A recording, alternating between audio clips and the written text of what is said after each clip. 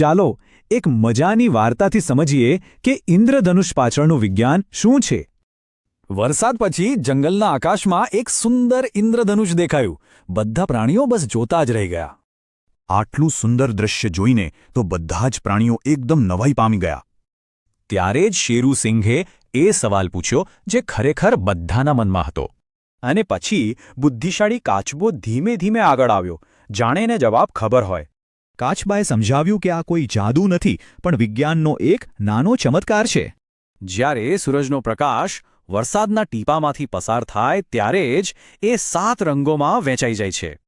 આ સાંભળીને ચીકુ વાંદરો તો બહુ જ ઉત્સાહી થઈ ગયો અને તરત જ પૂછ્યું. કાચબાએ ખુશ થઈને 7 રંગોના નામ ગણાવ્યા જે આ સુંદર કમાન બનાવે છે. હવે બધાને સમજાયું અને બધા પ્રાણીઓ ખુશીથી ઇન્દ્રધનુષ્યની સુંદરતા માણવા લાગ્યા. હવે એમને સમજાયું કે કુદરત ખરેખર કેટલી અદ્ભુત અને રહસ્યોથી ભરેલી છે. આ વાર્તાનો સાર એટલો જ છે કે જ્ઞાનથી કુદરતના રહસ્ય સમજાય છે અને જીવન વધુ સુંદર બને છે.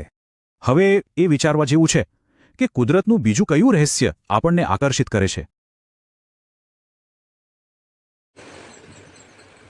પ્રકાશના 7 રંગોનું વિભાજન વિશે આ વિડીયોની અંદર બતાવેલ છે. સ્વતિક સાથે જાનેવાલ કિનારા.